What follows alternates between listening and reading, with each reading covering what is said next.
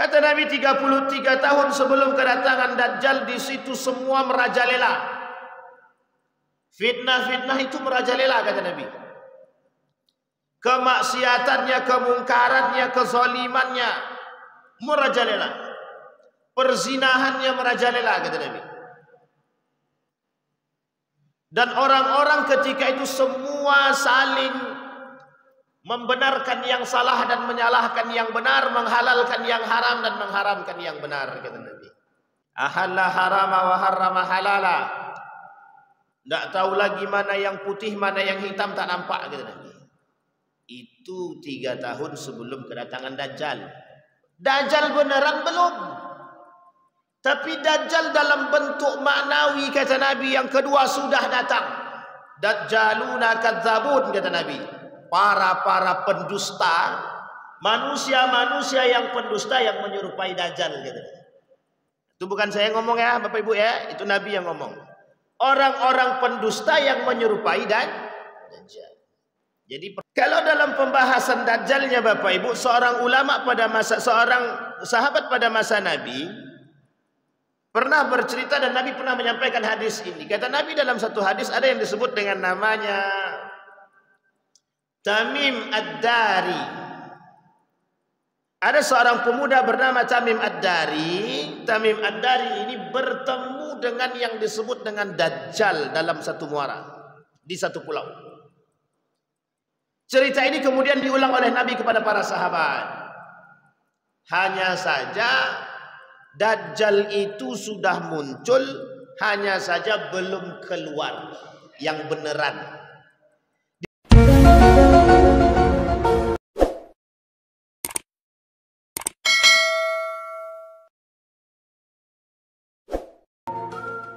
Kita dan Allah matikan kita dalam husnul khatimah. Amin ya rabbal alamin. Baik Bapak Ibu sekalian yang berbahagia, ini kali pertama saya di Masjid Amal Jariyah yang alhamdulillah subuh ini diajaknya olahraga. Saya sesat Bapak Ibu, entah salah, entah Google Map-nya yang salah. Untung saya berangkat lewat belakang, entah lewat mana pun saya tak tahu. Meskipun saya orang sini, orang Riau, tapi alhamdulillah baru kali ini saya sesat di Riau. Bisa Pak sesat di Riau Pak, karena mapnya ngikut mapnya. Ya mapnya ikut. Setelah keliling alhamdulillah tidak ketemu. Kebetulan ada orang-orang yang entah ngapa-ngapa, ibu-ibu tuh betah bersih-bersih atau apa namanya tadi tuh. Saya bilang, Bu, di mana Masjid Amal Jariyah yang depan rumah sakit Arifin Ahmad kalau tak salah. Salah, ya Arifin Ahmad. Bapak lurus aja, nanti ada pelangnya. Saya udah dari tadi lurus bolak-balik sini Bu, tapi tak nampak pelangnya. Pelan-pelan aja Pak, jangan kenceng-kenceng. Pelan-pelan. Ternyata betul ada pelangnya, kecil. Alhamdulillah kalau di malam hari tak nampak. Saya bilang untuk alhamdulillah sampai juga Pak, meskipun sudah sesat. Tadi saya sudah mau balik Pak, sudah mau menghubungi Pak siapa Zainuddin, mau saya telepon, saya izin Pak tak dapat lagi. Kalau saya tak ketemu juga, tapi alhamdulillah dengan izin Allah. Mungkin memang Google Maps ini perlu diberi pendidikan sekolah yang baik. Kadang-kadang ini yang sulit. Baik Bapak Ibu sekalian yang berbahagia, di subuh hari ini kita akan coba belajar bersama mengkaji. Sebenarnya bukan mengkaji, saya mengambil dari kitabnya Sunan Ibnu Majah. Di dalam kitab Sunan Ibnu Majah itu Bapak Ibu ada namanya kitab Al-Fitan. Tahu Al-Fitan Bapak Ibu? Apa artinya Al-Fitan Bapak Ibu? Fitnah. Fitan itu fitnah. Di dalam kitab Ibnu Majah, Sunan Ibnu Majah, di dalam bab khusus ada namanya Al-Fitan. ada pembahasan khusus tentang al-fitan. Al-fitan itu diartikan fitnah, fitnah, fitnah. Nabi berkata di dalam hadisnya, kata Nabi, qabla khurudid dajjal 30 sanah, 3 tahun sebelum kemunculan Dajjal, sanawatun salasa, atau 3 tahun sebelum kemunculan Dajjal, kata Nabi, akan bermunculan fitnah-fitnah besar. Falakum fitanun a'zam akbar, akan muncul fitnah-fitnah sebelum datangnya Dajjal itu, dan fitnah itu fitnah-fitnah besar. Apa maksudnya fitnah besar di sini? Yang dimaksud dengan fitnah besar di sini, akan muncul fitnah-fitnah, kejadian-kejadian, fenomena-fenomena, yang fenomena-fenomena tersebut tidak bisa dihindari, pasti akan terjadi. Pasti akan Apa fenomena tersebut, Pak Ustaz?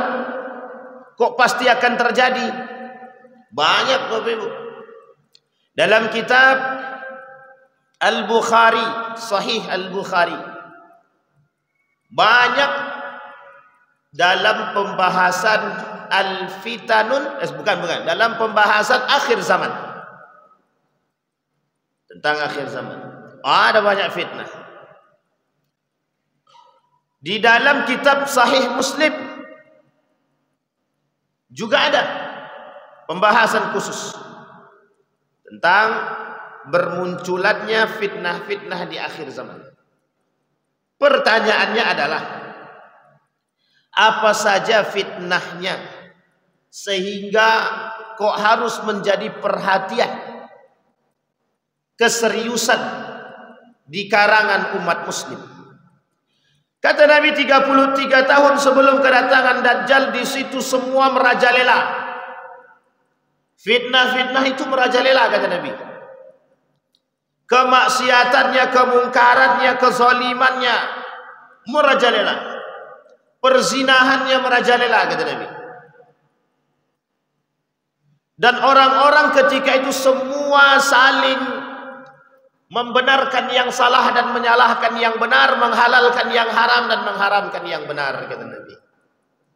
Itu Nabi yang benar. Ahalla harama wa harrama halala. Tak tahu lagi mana yang putih, mana yang hitam, tak nampak, kata Nabi. Itu 3 tahun sebelum kedatangan Dajjal. 3 tahun sebelum kedatangan Dajjal. Pertanyaannya, ini dah mau datang belum Dajjalnya? Sudah datang, Bu? Sudah datang belum, Pak, Dajjalnya? Dajjal beneran belum? Tapi Dajjal dalam bentuk maknawi, kata Nabi, yang kedua sudah datang. Dajjaluna kadzabun, kata Nabi. Para pendusta, manusia-manusia yang pendusta yang menyerupai Dajjal, kata Nabi. Itu bukan saya ngomong ya, Bapak Ibu ya, itu Nabi yang ngomong. Orang-orang pendusta yang menyerupai Dajjal. Jadi pertanyaannya, kalau Dajjalnya sudah datang belum? Sudah datang belum, Bapak Ibu, Dajjalnya? Sudah atau belum? Belum. Kalau orang yang bersifat Dajjalnya? Sudah ya. Kalau dalam pembahasan Dajjalnya, Bapak Ibu, seorang sahabat pada masa Nabi pernah bercerita, dan Nabi pernah menyampaikan hadis ini. Kata Nabi dalam satu hadis, ada yang disebut dengan namanya Tamim Ad-Dari. Ada seorang pemuda bernama Tamim Ad-Dari. Tamim Ad-Dari ini bertemu dengan yang disebut dengan Dajjal dalam satu muara, di satu pulau. Cerita ini kemudian diulang oleh Nabi kepada para sahabat. Hanya saja Dajjal itu sudah muncul, hanya saja belum keluar yang beneran. Di dalam riwayat yang lain Nabi berkata, Dajjajil, kata Nabi. Dajjaluna bainad dajjajil. Apa maksudnya? Ada Dajjal di antara para Dajjal, kata Nabi. Maksudnya apa? Ada munculnya Dajjal di antara para Dajjal. sebelum kedatangan Dajjal Akbar akan muncul Dajjal. Saya tak mau ngasih tahu siapa-siapa dan jangan tersinggung. Kalau ada tersinggung berarti Dajjal dia itu. Apa kata Nabi? Fitnah yang paling besar nanti yang akan kalian temukan di akhir zaman sebelum datangnya Dajjal tersebut merajalelanya kemaksiatan, kata Nabi. Bapak Ibu, yang disebut dengan merajalelanya kemaksiatan ini apa? Perzinahan di mana-mana. Sekarang saya tanya dulu nih Bapak Ibu nih. Sudah sering lihat orang berzinah belum? Sudah sering atau belum? Sudah. Di mana? Di TV. Bapak Ibu yang suka nonton TV, nonton film, mulai besok ganti aja channelnya. Itu channel Dajjal tuh. Kalau tersinggung potong aja. Kenapa saya katakan itu channel Dajjal? Itu channel yang menghadirkan perzinahan di kalangan umat muslim. Tapi uniknya penontonnya banyak.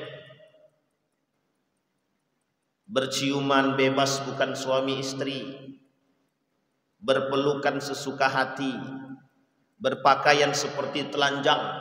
Itu dah perzinahan tuh. Perzinahan yang nyata yang dipertontonkan di khalayak ramai. Uniknya emak-emak itu jadi tontonan. Ibu-ibu jujur aja. Nggak ada yang ngaku di sini, Pak. Ibu-ibu siapa yang nonton? Nggak ada ngaku juga. Kalau di rumah TV yang dibuka, di sini tak dapat. Bapak-bapak jangan-jangan ikut-ikut.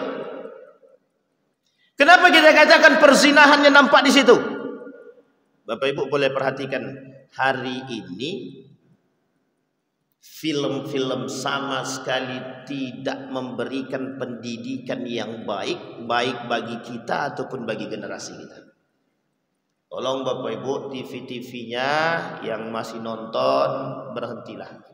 Yang film-filmnya itu yang tidak senonoh, tak usah ditonton Bapak Ibu. Tidak usah ditonton. Kaum liberal, saya kasih tahu kaum liberal dulu Bapak Ibu. Salah satu liberalisme dan sekulerisme yang terjadi di dalam kehidupan kita terdapat pada perfilman. Kata guru saya, liberalisme sekulerisme atau liberalisasi sekulerisasi, penjauhan nilai-nilai agama yang paling besar nampaknya ada dalam perfilman. Itu pergeseran nilai yang paling besar. Coba Bapak Ibu perhatikan, di mana dalam film tersebut yang ada filmnya laki-laki tidak bersentuh dengan perempuan. Cari filmnya. Film apa yang hari ini yang pernah dibuat oleh Indonesia yang laki-laki dan perempuan tidak bersentuhan? Atau cari aja film yang khusus laki-laki dan cari film yang khusus pemeran utamanya perempuan. Enggak ada. Semuanya ada laki-laki, ada perempuan dan bercampur laki-laki dan perempuan. Betul apa salah? Menjadi nikmat, menjadi tontonan kita atau bukan? Dinikmati oleh keluarga atau bukan? Yang pertama, kata Nabi, maraknya kemaksiatan, perzinahan. Itu dalam film. Sekarang di luar film bagaimana Ustaz? Perempuan hari ini dan laki-laki berboncengan yang bukan muhrim bebas. Perhatikan, zina. Kami tak berbuat zina Pak Ustaz. Lalu kalau pegangan tangan bukan zina yang bukan muhrim. Zina apa tak zina? Bapak Ibu punya anak perempuan, punya anak laki-laki kan Pak? Tolong ditegur anaknya yang keluar bersama pacarnya. Katakan ke mereka, pacaran itu penghuni, orang yang berpacaran penghuni neraka. Kalau Bapak Ibu sayang dengan anaknya, mulai besok kau putus. Kalau kau tak mau putus dengan dia, kau putus dengan aku gitu. Berani Bapak Ibu bilang begitu? Bapak Ibu berani enggak bilang begitu sama anaknya? Kalau kau besok tak putus dengan pacarmu, mulai besok kau putus dengan bapakmu. Pilih mana? Pilih pacarmu atau pilih bapakmu? Apa kata anak tadi? Mending dengan pacar, Pak. Ujung-ujung nikah lari dia. Saking tak patuhnya anak hari ini dengan orang tua, ketika tidak diberikan kebebasan dalam berpacaran, dia lebih memilih lari dengan sang pacar dan menikah. Namanya nikah sambil lari atau lari nikah, terserahlah, nikah lari atau lari nikah, terserah. Zinakah itu zina? Kita lihat orang-orang hari ini bebas di tengah jalan berpelukan laki-laki dan perempuan, menganggap westernisasi budaya barat itu lebih baik. Tontonannya budaya barat, budaya Korea, budaya Jepang yang pakaiannya terbuka. Yang memang mohon maaf perempuan-perempuan berpakaian terbuka, yang laki-lakinya mohon maaf membuka mata, bukan menutup. Ini yang kalau yang atu-atu ini mungkin lagak apa ya? Tapi belum tentu juga itu. Buktinya yang di televisi itu pemerkosa anak itu kakek-kakek itu umur 70. Umur 72 memperkosa cucu. Itu kakek-kakek. Bahasa lainnya fuber berapa itu? Udah kakek-kakek itu. Fuber habis sebelum akhir hayat itu. Coba Bapak Ibu bayangkan. Sekarang pertanyaan kita adalah, betulkah perzinahan itu hari ini sudah merajalela? Bukan betul lagi Bapak Ibu. Jangan ada yang tersinggung ya Bapak Ibu ya. Yang kerja dimanapun, di instansi manapun, perhatikanlah. Perempuan-perempuannya mudah sangat berpegangan tangan dengan laki-laki, duduknya bersama, tidak lagi punya marwah, tidak punya lagi adab, bergandengan tangan, berpelukan, bersentuhan, bahkan mohon maaf kadang-kadang cipika-cipiki. Dan kita biarkan Pak, dan kita biarkan. Dan kita membiarkan. Kadang-kadang khusus, ini kita berikan peringatan khusus kepada pemerintah. Tolong perempuan yang pakaian-pakaian dinasnya jangan sempit-sempit. Berpakaian tapi kok telanjang. Berpakaian tapi telanjang. Sinfani min ahli nari lam arahuma. Dua hal kata Nabi yang tak akan aku lihat mereka di surga. Wala yasumurihuha, mereka tak akan mencium bau surga. Satu di antara dua tersebut. Yang pertama pemimpin yang zalim. Dah lewat masanya. Pencoblosan maksudnya yang lewat. Yang kedua kata Nabi, perempuan berpakaian tapi kok telanjang. Sekarang Bapak Ibu saya mau tanya sama Bapak Ibu, banyak enggak perempuan yang hari ini berjalan pakai baju tapi telanjang? Celana lepis, celana jin setan hantu belau yang dipakai itu. Kadang-kadang sekarang tak lagi Ustaz, tak pakai celana legend lagi dia Ustaz, tak pakai celana lepis lagi Ustaz. Terus pakai apa dia sekarang? Pakai celana legging. Lebih sempit dan lebih tipis daripada celana lepis.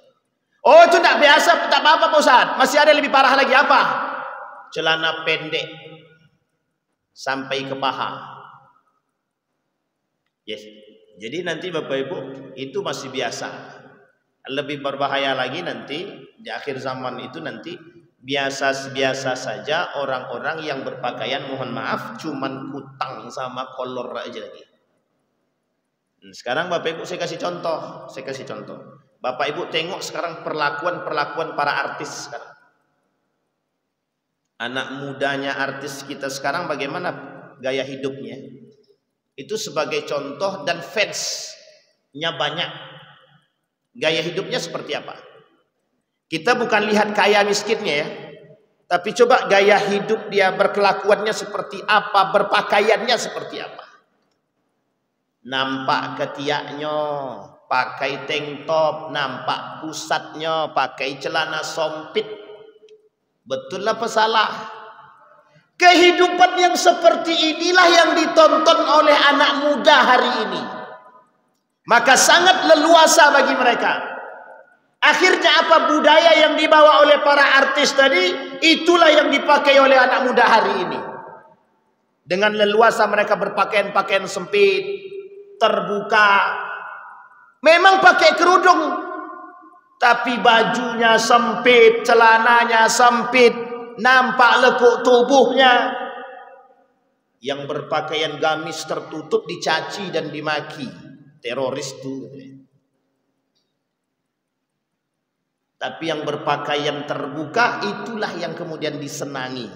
Coba dunia ini terbalik berapa derajat sekarang? 180 derajat Celcius terbalik. Kenapa saya katakan dunia ini terbalik? Karena begitu kondisi kita. Zaman dulu anti orang melihat yang namanya paha, ketiak. Mencari perempuan-perempuan yang berpakaian sempit itu susah. Kalau sekarang setiap gang ada. Enggak punya malu? Enggak, kami tak malu Ustaz. Kenapa tak malu? Ini tren masa kini gitu deh. Jadi sekarang tuh zina tuh tren. Makanya sekarang Bapak Ibu dulu ada doli namanya. Sekarang tak pakai itu lagi Bapak Ibu. Kalau mau berzinah sekarang nih pakai prostitusi online. Prostitusi, coba Bapak Ibu bayangkan, tren hari ini itu adalah bukan hanya sekedar itu saja, sudah ada namanya prostitusi.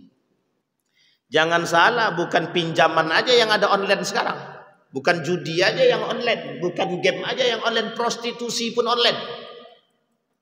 Cari HP, tengok aplikasinya, pesan, pilih perempuan-perempuannya, tekan tombol, sign. Bayangkan, pertanyaannya, lebih leluasa perzinahan pada masa dahulu atau pada masa sekarang? Lebih leluasa mana perzinahannya dulu atau sekarang? Sekarang. Bapak Ibu punya anak, masih sayang dengan generasi kita. Kalau masih sayang, tolong dijaga Bapak Ibu pakaiannya, pergaulannya. Jangan berikan kebebasan kepada anak perempuan ataupun laki-laki untuk keluar dari rumah itu. Kemana abang pergi bang? Oh, mau ketemu si Anu mak. Ada siapa kawan sekolah? Laki-laki itu perempuan. Perempuan mak. Ngapain? Tak ada, kami nak jalan sedikit aja, jalan-jalan sore. Bang, dosa. Kalau abang mau nikahkan dulu, setelah itu nak abang bawa keliling terserah. Sekarang tak. Uniknya orang tua hari ini, banyak yang membiarkan anak-anaknya, anak perempuannya dibawa oleh anak laki-laki belum menikah.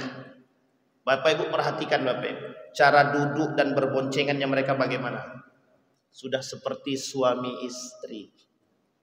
Sudah seperti. Kalau kita tidak mau memberikan larangan kepada mereka, kitalah orang yang telah melegalkan perzinahan. Jadi kalau Bapak Ibu tidak memberikan ketegasan kepada anak-anak, berarti Bapak Ibu telah melegalkan perzinahan. Sampai di sini bisa dipahami Bapak Ibu? Yang pertama. Yang kedua, kata Nabi, sebelum datangnya Dajjal yang beneran, akan bermunculan, kata Nabi, kemungkaran-kemungkaran itu merajalela. Apa contohnya kemungkaran-kemungkaran merajalela? Kata Nabi, kelak di akhir zaman itu, sebelum munculnya Dajjal atau sebelum datangnya hari kiamat, akan muncul masa-masa penuh dengan fitnah. Salah satu di antara fitnah-fitnah yang bermunculan, kata Nabi, kemungkaran merajalela. Apa maksudnya kemungkaran merajalela itu? Kita ambil contoh. Apa yang disebut dengan kemungkaran Bapak Ibu? Sekarang saya tanya Bapak Ibu dijawab dengan jujur.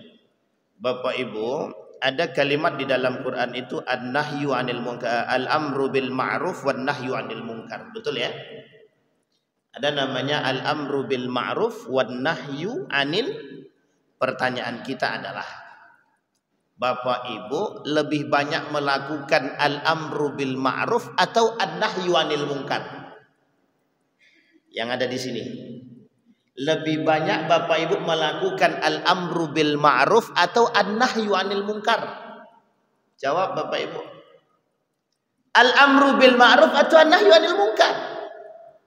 Hari ini yang banyak dilakukan orang adalah al-amru bil ma'ruf, bukan an-nahyu 'anil munkar.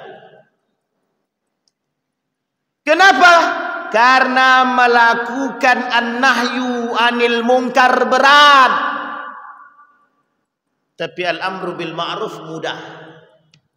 Sekarang kajian-kajian di Pekanbaru ini lebih banyak al-amru bil ma'ruf atau an-nahyu 'anil munkar? Jujur Pak, lebih banyak al-amru bil ma'ruf. Ayo Bapak Ibu tingkatkan ibadah solatnya, rajinkan sedekah. Betul apa tak betul? Sekarang saya tanya, ayo Bapak Ibu besok kita gerebek rumah orang itu yang sedang berzina. Ayo kita gerebek yang di situ ada janda tapi tidak ada suaminya, kemudian membebaskan orang-orang laki-laki masuk. Ayo Bapak Ibu kita gerebek diskotik. Ayo Bapak Ibu kita gerebek tuh penjual minum khamar. Ada kita begitu hari ini? Ustaz, si anu tuh jual khamar. Udahlah, tidak usah ikut campur. Biarlah urusan dia. Itu urusan dia. Sekarang kita urus aja urusan kita Pak Ustaz. Itulah umat muslim hari ini. Acuh dengan kemungkaran. Orang melakukan kecurangan di pasar, kita diam.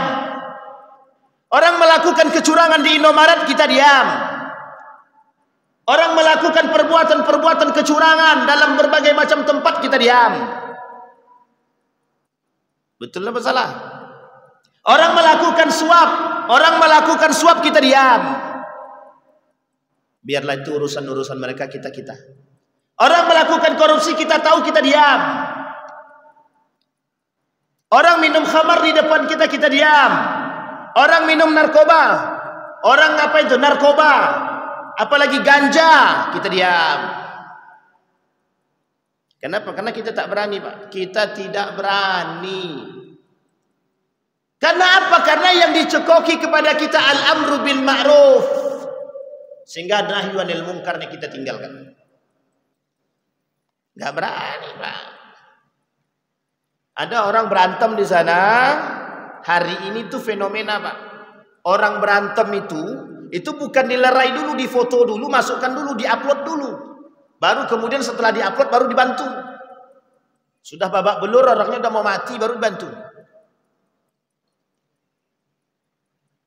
Ada orang minum khamar, ada orang berzina. Sekarang Bapak Ibu, lihat orang tengah jalan, atau mungkin tetangga kita, atau mungkin orang yang kita kenal, melakukan perbuatan yang salah, mohon maaf, ada kita menegur. Biarlah itu urusan dia, tanggunglah resiko nanti di akhirat. Bukan begitu. Kalau ada kemungkaran yang jelas di hadapan kita dan kita tidak menegur kemungkaran tersebut, kita juga bakal dipertanggungjawabkan. Betul apa salah? Apa kemungkaran yang lain yang terjadi hari ini? Betul perkataan Nabi. Kata Nabi, kelak di akhir zaman orang-orang banyak yang menghalalkan yang haram dan mengharamkan yang halal, melakukan kecurangan, melakukan penipuan. Kata Nabi, kelak di akhir zaman. Siapa mereka? Bapak Ibu, ya khusus ibu-ibu yang pergi ke pasar. Saya ingatkan yang sering ke pasar, ibu-ibu, Kalau nampak kecurangan dalam timbangan dan atau dalam apapun perkara jual beli, tegur. Hukum memperingati atau menasehati orang yang salah dalam melakukan perbuatan, hukum dia wajib. Marah dia Pak Ustaz, jangan beli di situ, cari tempat lain. Yang penting yang pertama sudah kita nasihati. Kalau dia tak mau mendengarkan nasihat kita, cari tempat lain. Tapi cuman tempat itu pula yang paling murah Pak Ustaz. Nah, itu masalah kita hari ini tuh. Kita lebih memilih murah daripada halal. Kita lebih memilih murah daripada benar. Lebih memilih murah daripada benar. Sama. Dalam pilkada kecurangan suap menyuap nyata. Setiap masjid mengatakan tidak haram suap. Di lisan haram, di tangan ngambil. Untung pilkadanya sudah selesai. Coba kalau belum. Betul apa salah? Ibu-ibu ada yang mau ngaku enggak? Siapa yang terima suap? Siapa yang terima sembako daripada calon-calon pilkada kemarin? Enggak kan ada yang mau ngaku tuh. Dia cuman sedekahnya Ustaz. Sedekahnya kapan? Kalau mau sedekah, sedekahlah. Tak usah pakai embel-embel. Ini aku kasih sedekah. Tapi foto dia nempel di situ. La ilaha illallah, itu sedekah atau mau kasih gambar? Tapi orang enggak sadar. Nikmat-nikmat aja tuh. Iya. Karena dalam sembako tadi ada duitnya. Dan yang kayak gitu kita pilih. Kalau kita yang memilih dan kita menerima, kitalah orang yang melegalkan kemungkaran. Jadi Bapak Ibu yang menerima suap, berarti Bapak Ibu sudah melegalkan yang disebut dengan suap. Tapi saya kira di Masjid Amal Jariah insya Allah Bapak Ibunya tidak ada yang menerima suap. Tidak ada yang yang sedikit. Terimanya yang banyak ada. Tidak ada, insya Allah di sini baik-baik semua. Amin. Ada yang nerima suap Bapak Ibu? Ada yang nerima sembako? Kita coba tanya dulu Bapak sama ibu-ibu. Biasanya ibu-ibu ini banyak yang apa nih? Ibu-ibu ada yang banyak nerima mukena, jilbab, baju, sejadah? Enggak ada? Alhamdulillah ya Allah. Semoga Allah selamatkan kita Bapak Ibu. Enggak ada di sini Ustaz, di belakang yang ada. Ah, itu lain cerita. Coba bayangkan. Ketika suap itu di depan kita, ada enggak kita yang berani menegur mereka? Bang, abang ini melakukan suap. Haram hukum suap itu, abang besok neraka. Enggak ada kan kita katakan begitu kan? Enggak lah bang, aku enggak terima. Yang penting aku enggak terima. Nah, itulah kita hari ini. Kita memang tidak menerima, tapi kita tidak memberikan. Mengapa kok kemungkaran seperti ini merajalela? Karena diamnya orang-orang yang mengerti. Bapak Ibu mengerti tapi Bapak Ibu diam. Sehingga mohon maaf, begitulah kemungkaran merajalela. Jadi Bapak Ibu, kenapa kemungkaran, kejahatan, kezoliman merajalela? Itu karena diamnya orang-orang yang mengerti. Kenapa kok di rumah sebelah itu kok orang-orang laki-laki ramai datang ke rumah dia? Padahal dia janda, suaminya tak ada. Banyak orang berdatangan ke situ. Ngapain orang datang-datang rombongan ke sana? Ternyata mengunjungi perempuan tersebut. Pertanyaannya adalah, boleh tidak perempuan yang tidak punya suami dikunjungi oleh laki-laki? Tidak boleh. Tapi Bapak Ibu kan diam. Karena Bapak Ibu diam, maka semakin banyaklah laki-laki yang berdatangan. Yang tadinya cuma satu rumah, besok sudah jadi 10 rumah. Kenapa? Karena diamnya kita orang-orang yang mengerti.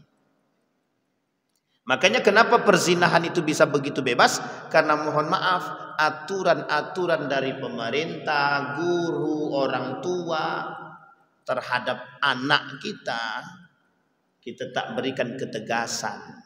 Yang kedua, itu contoh kezaliman, kemungkaran yang merajalela. Apakah ada kemungkaran yang lain yang merajalela? Ustaz, banyak. Kelak kata Nabi di akhir zaman itu yang namanya khamar, riba, itu menjadi hal yang biasa. Dosa besar yang anggap dibiasa-biasakan atau yang dianggap biasa. Apa contohnya?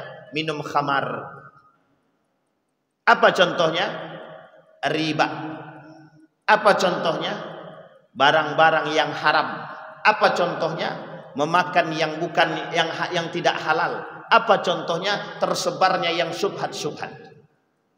Bapak Ibu kalau masuk, Bapak Ibu kalau belanja, itu memperhatikan label halal atau tidak?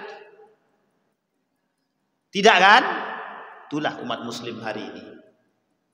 Kenapa kita katakan begitu? Yang pertanyaan saya begini Bapak Ibu. Kalau ada seorang muslim memperhatikan kehalalan satu makanan, kira-kira itu iman atau bukan? Iman atau bukan? Iman. Sekarang pertanyaannya adalah, kita ini umat muslim, kita perhatikan tak label halal itu?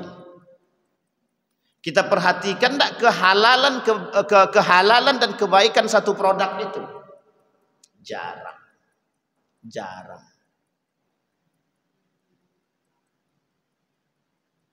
Masuk salah satu tempat makan misalnya. Wah, ini enak nih Ustaz.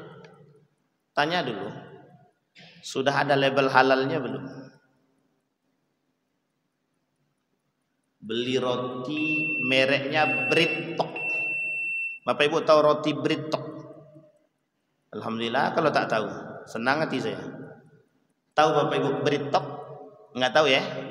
Ada roti di mall-mall itu yang tidak ada label halalnya. Banyak sekali yang beli. Senang. Kenapa kok senang? Enak Ustaz. Umat muslim membeli sesuatu, tidak mau memikirkan tentang kehalalan dan keharaman satu produk tadi, maka bisa dikatakan iman dia lemah. Iman dia lemah. Yang kita makan harus yang halal-halal. Apa penyebabnya kok bisa begitu? Iman kita lemah. Apa penyebabnya lemahnya iman? Kok kita biasa-biasa saja dengan kemungkaran, dengan pezinahan, dengan kemaksiatan? Kenapa? Perhatian umat muslim terhadap agama berkurang sedikit demi sedikit di akhir zaman. La yabqal Islam illa ismuh wa la yabqal Quran illa rasm. Kata Nabi, kelak di akhir zaman itu Islam tinggal nama, Al-Quran tinggal kertas. Orang baca Quran tapi tak paham. Orang tahu isi Al-Quran tapi tak menjalankan. Orang tahu Islam punya nilai tapi mereka tak mau mengaplikasikan. Apa contohnya? Contohnya, dalam Islam jilbab itu wajib atau sunnah? Wajib. Masih banyak enggak perempuan yang tak berjilbab? Berpakaian-pakaian sempit itu dalam Islam boleh tak? Tidak. Tapi rata-rata orang pakai sempit apa lapang? Sempit. Kalau bisa tak usah pakai pakaian. Yang uniknya lagi sekarang nih, pakai celana pendek, pakai baju pendek, pakai kerudung. Nah, itu memanglah sakit betul. Pakai celana pendek, roknya di bawah lutut sedikit. Roknya di bawah lutut sedikit. Bajunya lengan pendek, pakai kerudung. Ada enggak Bapak Ibu lihat begitu? Bukan ada lagi kan? Laki-laki sekarang banyak laki-laki pakai celana pendek, lutut nampak, pusat nampak, biasa aja tuh. Bapak Ibu, bapak-bapak kira yang punya aurat tuh cuman perempuan saja. Laki-laki juga punya aurat, Pak. Dari pusat ke bawah. Tutupi pusat, tutupi lutut. Itu aurat laki-laki meskipun tak banyak. Pertanyaannya adalah, secara aurat begitu saja sudah banyak yang terbuka, apalagi yang lain. Apalagi bapak-bapak sekarang, karena pembahasan auratnya lebih kencang pada perempuan, sehingga laki-laki nampaknya bebas-bebas saja pakai celana pendek, lutut nampak, pusat nampak. Kalau badan kekar masih mending, laput buncit, hitam, bungu, hidup lagi. Tidak begitu. Tidak begitu.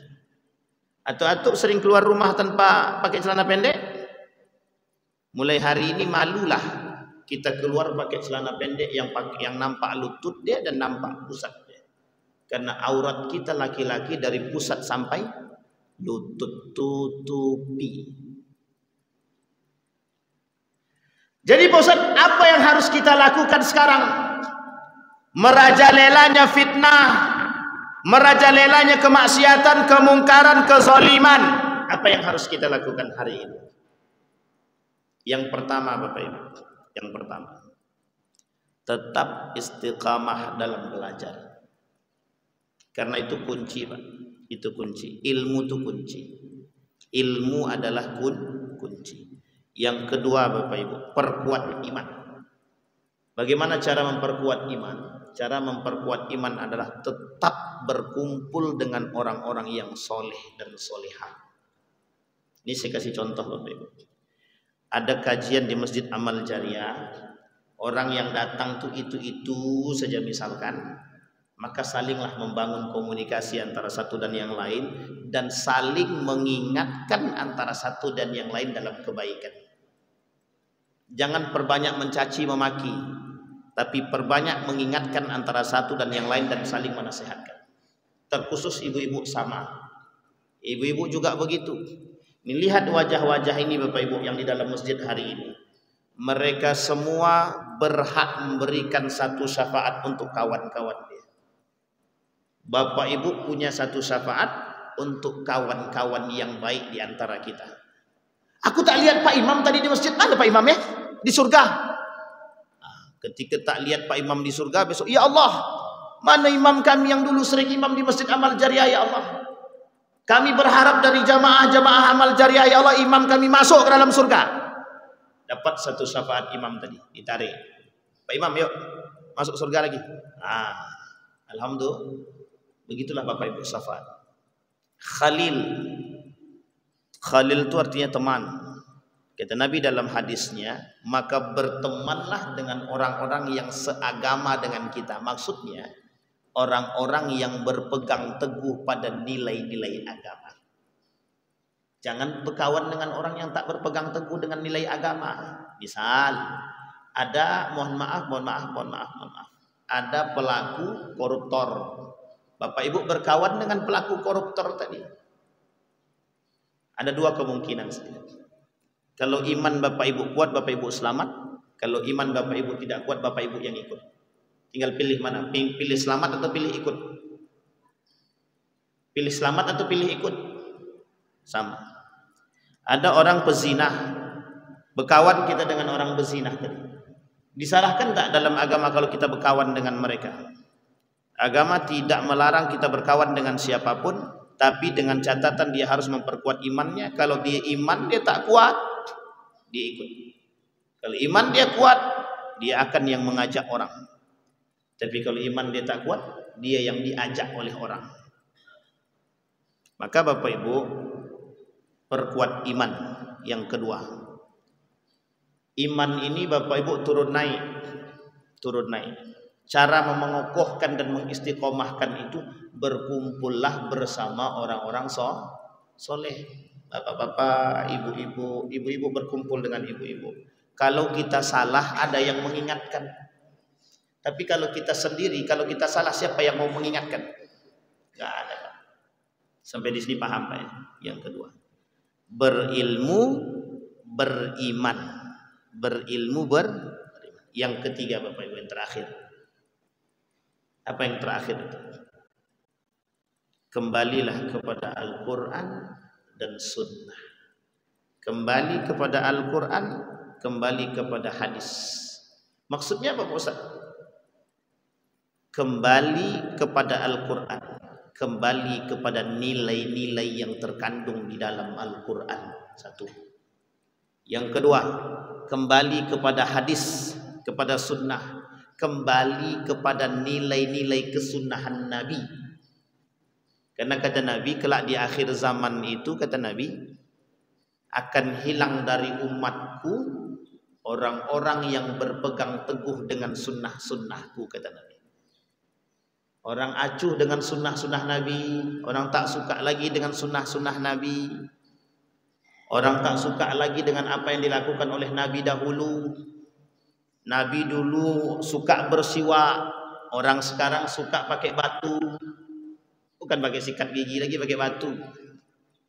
Orang pakai siwak dianggap aneh. Orang pakai jenggot dianggap aneh. Orang tak pakai jenggot biasa aja. Orang pakai jubah dianggap aneh. Orang pakai cadar dianggap aneh. Ada orang poligami dianggap aneh. Padahal pada masa Nabi itu biasa.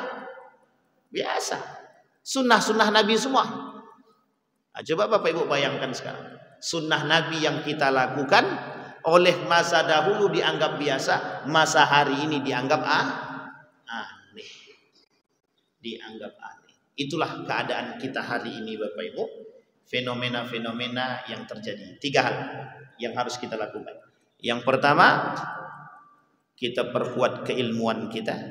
Yang kedua, kita perkuat keimanan kita. Yang ketiga, kita kembali kepada Al-Quran dan Sunnah sesuai dengan apa yang diajarkan oleh para ulama-ulama kita, agar kelak di akhir zaman kita bisa Bapak Ibu sekalian yang berbahagia, ada pertanyaan Bapak Ibu sampai di sini? Silakan Pak. Waalaikumsalam warahmatullahi wabarakatuh. Boleh Pak.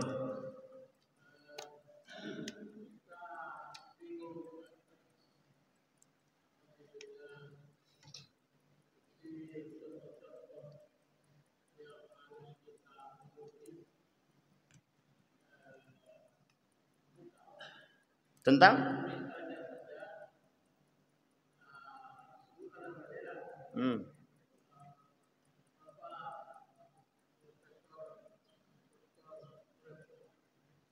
Bapak Profesor Dr. Quraisy Syihab Ayat.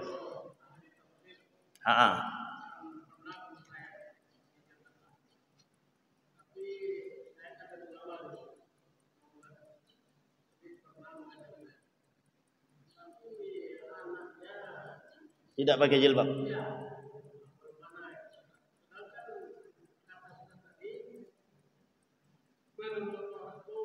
Wajib.